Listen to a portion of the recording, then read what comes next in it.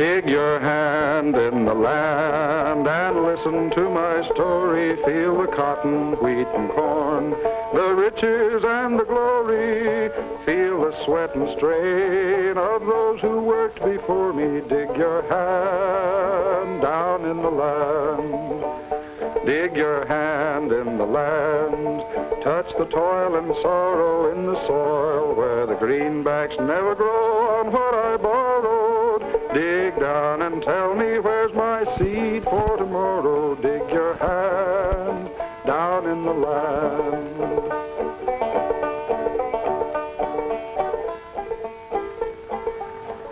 The small working farmer earns his living on the land.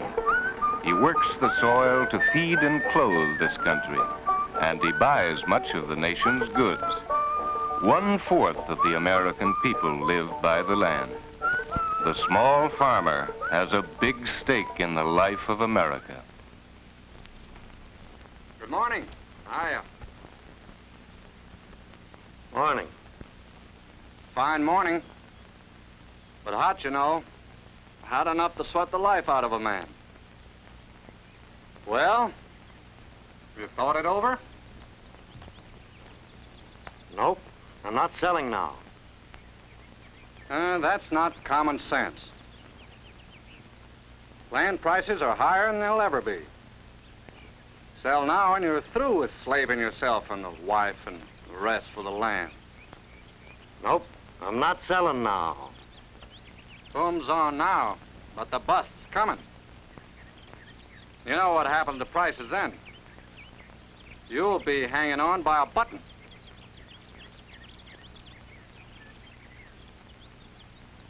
At least it'll be my own button. So long. From all sides, the small farmer is pressed by powerful, organized forces. Big farms, big money, big business. Against these forces, the small farmer does not stand much chance alone. Here's your lunch, Joe. Did you talk to him? Well, maybe you ought to hear him out. Well, you ought to listen to him once, Joe. Maybe this is a good time to sell. I got no time to talk now. I'm not hungry. I'll eat later.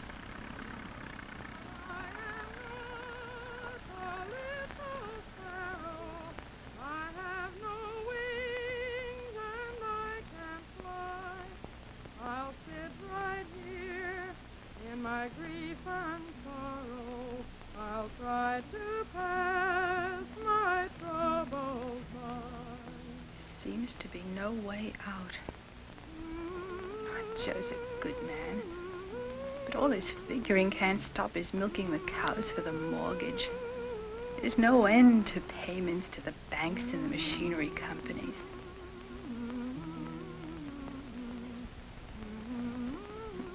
Jimmy's shooting up like a spirit wheat.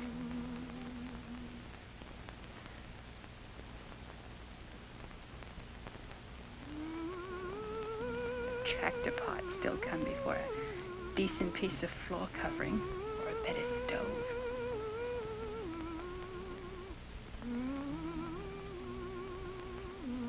We've got to sell. We've got to sell and go to town where Jimmy can have a chance.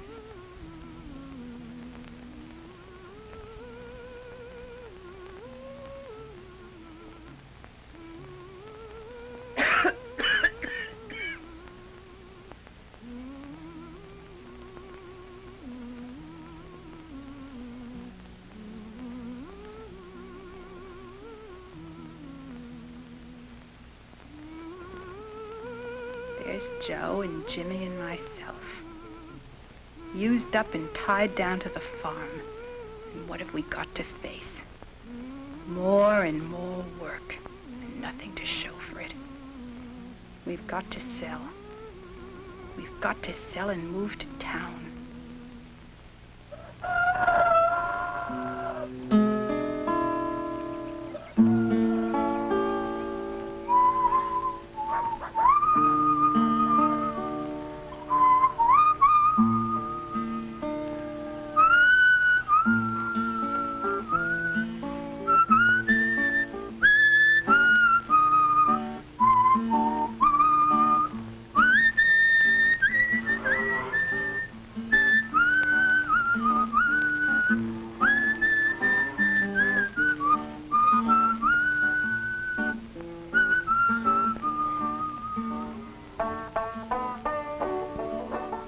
There's no escape from the round of work and worry on the farm. No crop is grown without grind and sweat. Life on the farm wouldn't be much if it weren't for the crops ripening and the knowledge that they mean cash and security for the family. There was a time when a farmer could put up a fence and feel safe on his land. But changes are taking place in the world outside, and the shadows of new problems spill across the rail and dig into the roots of his land and warn him he's no longer safe in his isolation.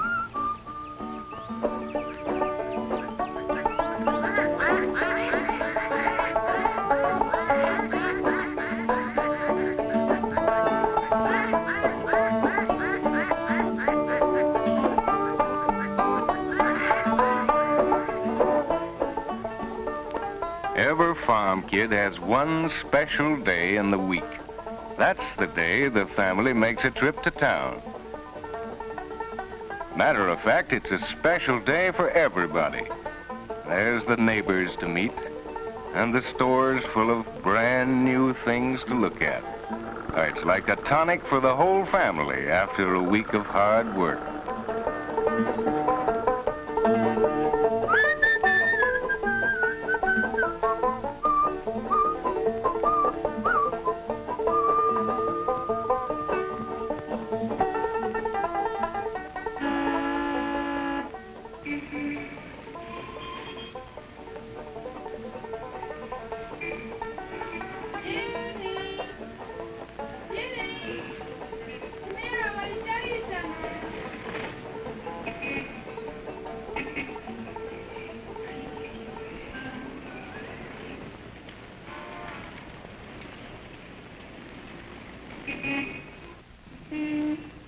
Remember the bad years after the First World War? The same signs are popping up again. Skyrocketing prices and land booms. And in spite of all the hard work, not enough money to buy the things you want and the things you need.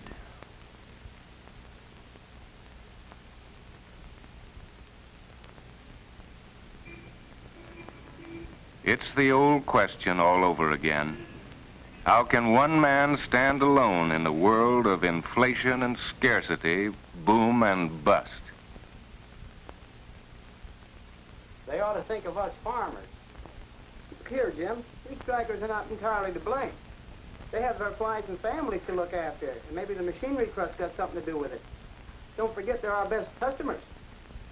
And besides, the more a wheel squeaks, the more grease it will get. Joe, what do you think about that? Well, tell you the truth, right now I feel like selling out. I just can't find feed anywhere. It looks like the small farmers are getting a squeeze. That's just it. We think we're safe behind our fences. But if we want to ship our produce, we have to pay the trucker, the packager, the crater, and the hauler. All this costs money. It comes out of our pocket. In order to get feed. When farmers get together, they swap ideas. Common worries and common problems come right out when they talk things over together. It's our own fault. We are trying to do business as individuals in an organized world. The workers in the cities are organized. They have their unions to speak for them. We are way behind. We are way behind. Well, part of the trouble, Jim, is that he hasn't taken care of the land. If he should have carried out more soil conservation. The question is always the same. How can the small farmer get along? And sometimes when a man leaves, he's got something new to turn over in his mind.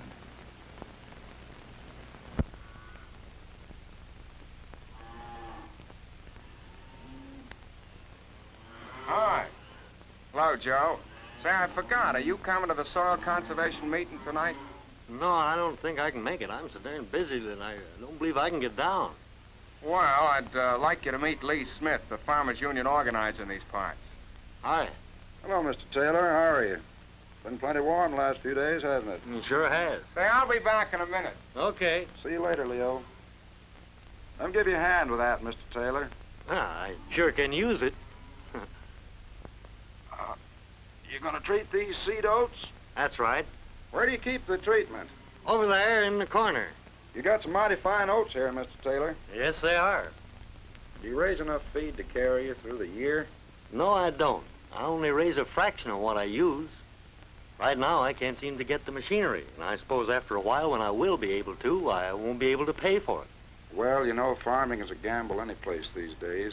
You got to watch out for your prices and repairs, and you got to gamble with the weather anywhere you are. That's the reason why we want to get the family-type farmers together. You know, you can't count on making a living for the wife and kids if you try to do it all by yourself.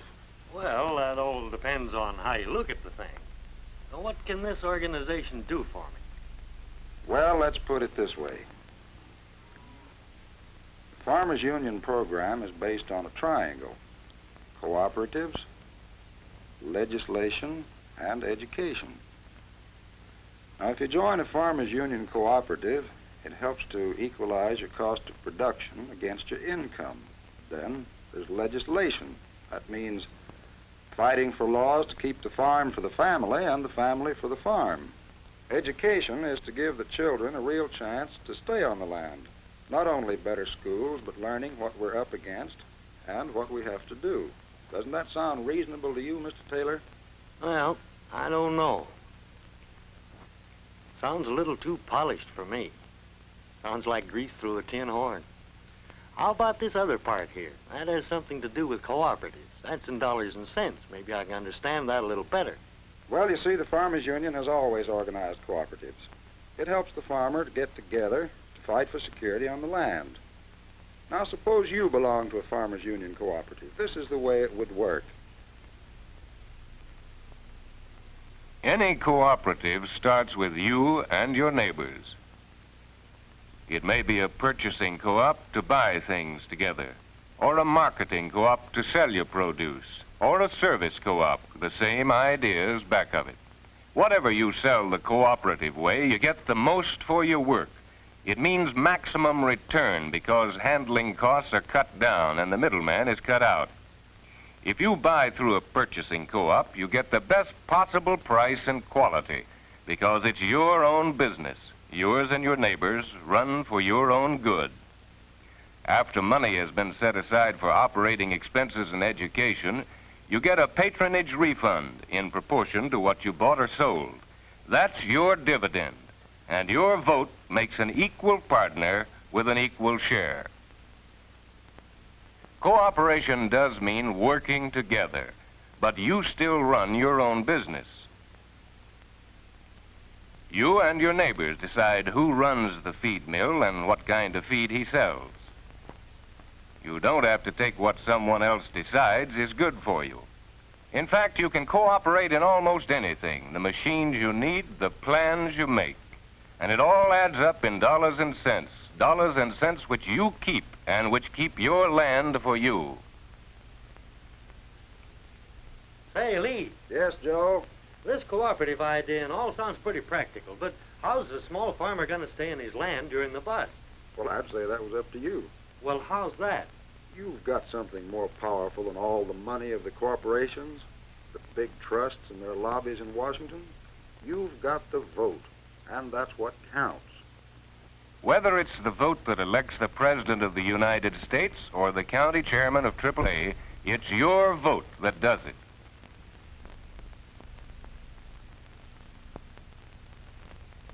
You make it count by getting together, deciding what's best for all of you, and getting it across to others.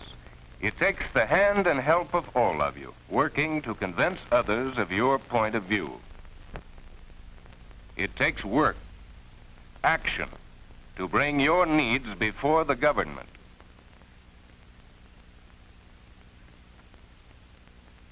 That means going to see your senator about a new hospital your county may need. Talking to the REA administrator about bringing power into your community. Helping your national president and the representatives of your organization in Washington fight for your needs. It means having to argue your case right before congressional committees and fighting for the things you need, like a Missouri Valley Authority. And it all stems from your vote, your action. And that's the way it shapes up, Joe. Cooperatives, legislation, and the base of the triangle is education. Mr. Smith, does that mean that Jimmy will get better schooling? I've been worried about his school here. We're fighting for better educational facilities all the time. But it's also up to you. Education doesn't stop when you leave the classroom. Education goes on all through life. Is that right, Joe? Yep. Education for farmers is a practical affair. New problems come up which need immediate answers. Education doesn't come off the blackboard alone. A lot of it comes from inside the farmhouse. From neighborly discussions of neighborly problems. It means giving time to help others understand how to get things, like cheaper electricity and better medical care. What happens outside the farm will affect the farmer too. Education means young and old learning to think and work together for security on the land. It means preparing the young people for the responsibilities ahead of them. At summer camps, the young people learn through economics and other studies how life is changing and how they can influence those changes. Education is the base of understanding, which is built against the prairie skies, a system of grain elevators owned and operated by farmer producers. This is the idea which has created creameries, oil refineries, credit unions, insurance companies, a cooperative hospital, and great wheat terminals to store and distribute an abundant harvest to this country and the world. These are dreams made real by 500,000 people in thousands of cooperatives, all built by farmers through cooperation, legislation, and education. Well, Joe, does it all add up and make sense? Seems to make sense to me. Dig your hand in the land. We're gonna have a meeting. Everybody cross the land. There'll be no more weeping. Sow your seed today. Tomorrow do your reaping. Keep our hands down in the land. Dig your hand in the land. Turn your eyes on a new horizon. Dig your hand in the land. There's a new sun arising to shine on that seed, to help us organize and keep our hands down in the land. The local meeting is the means to action, the grassroots from which the whole program grows. The meeting is like a piece of farm equipment. Keep it in good repair, and it works well for you. This meeting of Farmers Union Local 3 will please come to order. The secretary will please call the roll. Abbott. Here. Umhold. Here. Hildebrand. Here. Freeman. Here. Ashcroft. Here. Egley. Present. Jackson. Here. Landis. Here. Nimitz. Here. Olson. Here. Gregory. Here. Discussion is not enough. Ideas are not enough. The only value of ideas and discussion is to act upon them. Time is precious to men who work from sun to sun. And the small farmer knows that. But he also knows that the time he takes to think and plan and play his part in his local organization is the best guarantee he has for his future on the land, his future and his children's. For here, too, he plants today the seed for tomorrow.